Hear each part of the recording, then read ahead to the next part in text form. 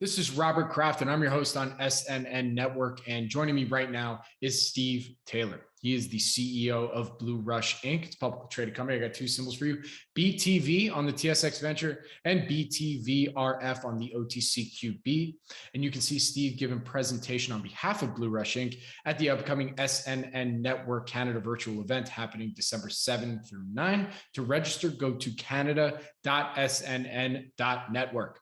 With that, Steve, thank you so much for joining me today. How are you doing? I'm doing great. I'm doing great. Thanks for having me on. Appreciate it.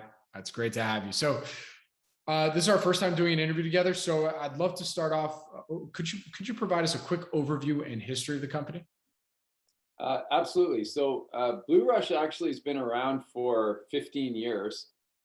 In 2017, end of 2017, I took over the company as CEO. And up to that point, we've been actually more of a digital services company, working mostly with financial services clients. And but the company had created this technology called the IndiVideo, which is, I shouldn't have the sweater on top, but that's our logo there. And IndiVideo is a data-driven, personalized video platform. And so at the time, the decision was, we're going to take this agency, we're going to convert it to a subscription revenue model, and off we went. And that's sort of my background. I've sort of even back into the early 2000s, before there was a term SaaS or cloud or any of these things. I actually started a company that deployed like what you'd now call a SaaS business, and I've built a couple of these companies along the way. So I basically said to the founders, I said, look, guys, I've got a playbook. I'll bring some of my own capital. I'll bring some investors, and we're going to go after this IndiVideo opportunity aggressively. And in the interim, we've been, really from a standing start. We've been able to sign some incredible customers starting in the financial services vertical in Canada, in the United States, South America. And we've had a lot of success. We put a press release out a few weeks ago, just as sort of an interim halfway through our first quarter, and which begins on August 1st. And already at that point, we booked some really nice revenue in the quarter, and we're on track to kind of keep going in terms of that momentum. So we've been really pleased. It's sort of like a business transformation and a startup all rolled into one. And it's been a success by every measure. So Steve, what would you say makes IndiVideo and BlueRush, the company itself, what would you say makes them unique and different compared to some of your peers out there? Yeah, well, the biggest thing is almost every marketer, almost every salesperson wants to use video in their efforts to engage, attract, convert customers. And also at the same time, almost every marketing and sales entity is looking at how can we use personalization, how can we present more contextual content to people, and both of those things really to sort of battle against the current reality, which is that the digital channels are difficult. And the whole experience with COVID, really showed everybody that it's not easy to actually engage someone in the digital channels in a meaningful way. And so what we're able to do is kind of take the magic of video, which is the most engaging medium. People, we could throw 1,000 stats at you about people prefer to consume video to make product decisions, to better understand services, all these different things. People are more likely to take an action when they've consumed a video. And so when you then add in the ability to introduce personalization, interactivity, and some of the other elements we can do with our tech that's unique, you've kind of got this, killer combo. Sometimes I refer to as almost an apex predator of customer engagement and conversion. And so we've really seen it, in the results that we're getting with our clients. So we we tend to start with a smaller engagement. We've got a number of clients in the FI vertical. They start in the, sort of 25 to 50,000 ARR range, and they grow to, 350,000, 400,000, and those ones are still growing. So we've based most of that growth has really been based on the success of the programs we run. So we implement our technology, people do get engaged, they do convert. And I think the real magic is that, with personalized video, you can get somebody's attention, you can keep their attention for 60, 70, 80, 90 seconds. And typically that's how long people engage with our videos. And that's long enough to tell a story, to explain a product, to really to educate the customer. And that education creates a foundation of understanding, and probably more importantly, trust. And that trust becomes the basis for them taking in action. And so we're seeing it again and again. We're seeing it in marketing use cases, helping banks sell mortgages, credit cards, loan products. We're working in the insurance vertical. We've now pushed out into consumer packaged goods. We've got a big push into utilities and telcos, and really anywhere where there's that sort of desire to have a meaningful two-way interaction with your customer, and that's an important part as well. People's attitudes have changed, and they just don't want the same message blasted to them that's being blasted to everybody else.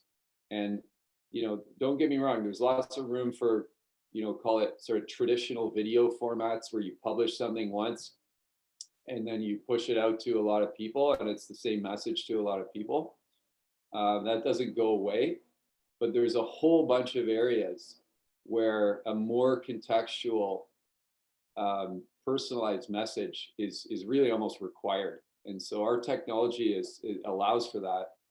And we're really seeing, like in the sort of 3+ years I've been doing this now, and that I've been the CEO of this company, we've really seen a huge shift here from this being evangelical, where we've got to go in, explain what personalized video is, compel our customers to take a chance with it, and then sort of go through that whole journey with them. And that really was the early days, and we had success doing that. To where now we really got inbound opportunities, companies coming to us saying, look, we know we need to embrace this technology. So it's an exciting moment for our company right now. That's why I put the interim press release out actually on Q1, because we're really seeing a new level of energy as the market, marketers, salespeople, customer communications managers, have become aware of this capability and are really looking to embed it into their programs. So it's a really exciting time for BlueRush, and it's nice to see the work that we did in the early days there starting to pay off. So Steve, I mean, what makes the technology? What's the value prop? Because in my head, I'm thinking to myself, okay, we use YouTube, for instance. We post all our stuff on there. Obviously not personalized messages or anything like that, but we post it on there. But if we wanted to do something maybe that we wanted to keep maybe not on the public page, we keep it unlisted for a bit, and then push it out that way. So what about your technology and the platform is different than some of what maybe some people are used to using? Yeah, well, YouTube's a good example of what you can do with traditional video formats, which is you put a video up there and you hope everybody likes it. And as I say, there's always going to be room for that.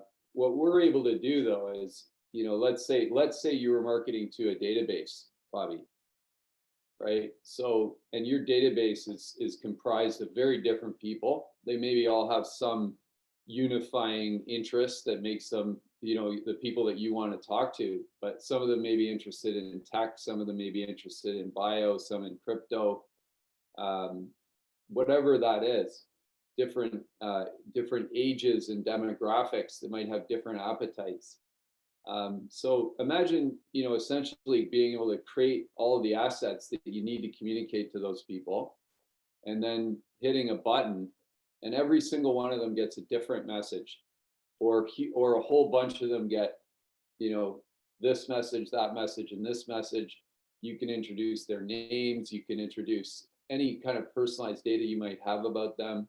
You can put interactivity into our videos, and the interactivity sometimes is more powerful than personalization when people can start to choose their own journey. So it's really the difference between use cases where you want to publish one thing a million times, or you want to say a million different things to a million different people.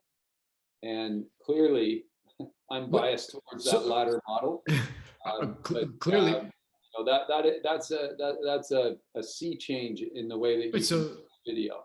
So let me get this straight. So your technology, like let's say I was to create a video, personalized for Steve and Adam and Fred, right? And I would create how on your email template, you have the place where it can personalize the name on there. Like, what do I have to do in that person? Can I create a personalized video that's like, hey, name, and then it automatically fills in based on who it's being sent to, or is that AI at this point, right?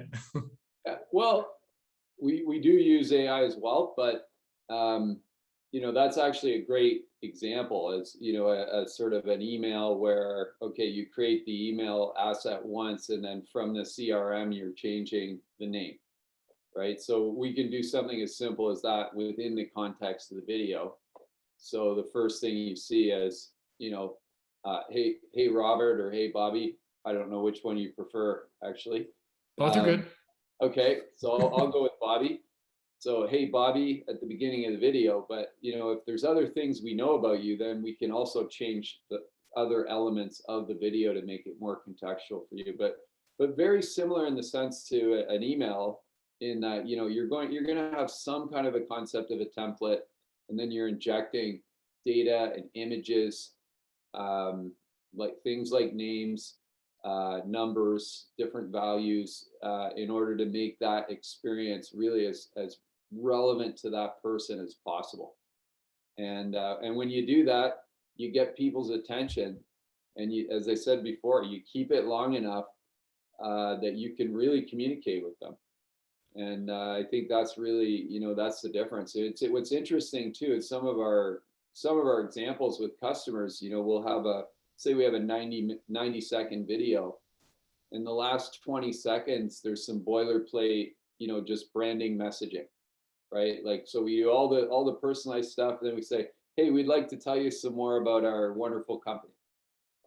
That's immediately drop off, right? Like, as soon as it's not contextual, they're just, okay, I got what I needed. Thank you. And I'm on my way, or hopefully I've hit a CTA and I'm actually going to, engage with the company. But it's really, that's what it is.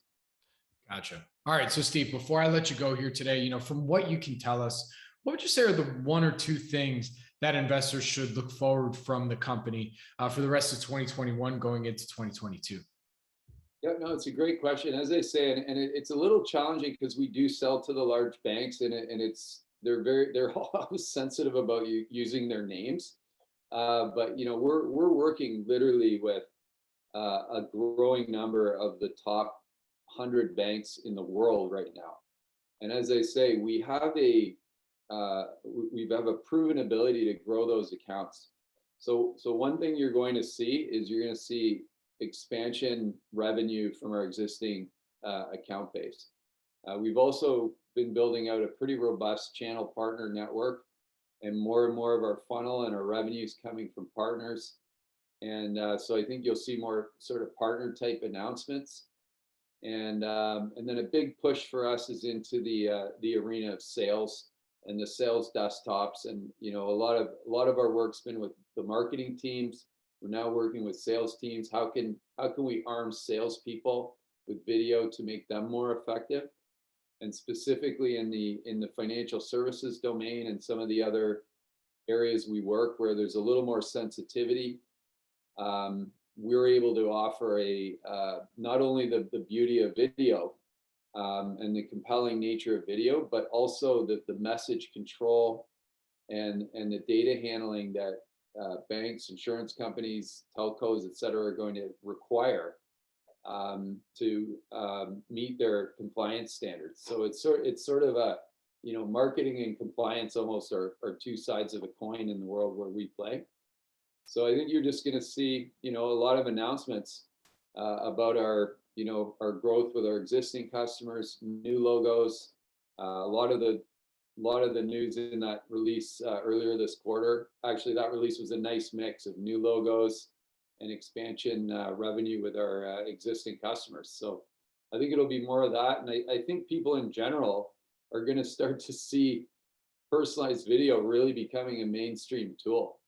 And, not to sort of go back too far in time, but, one of my first technology gigs was joining a company. I was one of the first 5 people in a company building websites in 1995. In 1995, we're going around saying, hey, you should have a website. And people are saying, well, we don't really want a website. Nobody will trust the internet. We want them in our stores. We want them in our car dealerships. It's true. By 1998, everybody wants a website. And personalized video is just crossed that inflection point, or the chasm, whatever you want to call it. And so I think in general, you're just going to see this category start to explode. And we're right there sitting at the front of the wave and ready to take advantage of that. So it's going to be a really exciting next 12 months. Very cool. All right. Well, Steve, with that, where can our audience go and find more information on BlueRush? Well, BlueRush.com. That's a great place to go. And you mentioned the ticker symbols, so I won't say those again. But we always love new shareholders, and I'm a very accessible CEO, so always happy to talk to people who have more questions about the business. Very good. Well, Steve, thank you so much for joining me today. I really do appreciate it. Good luck. Stay safe.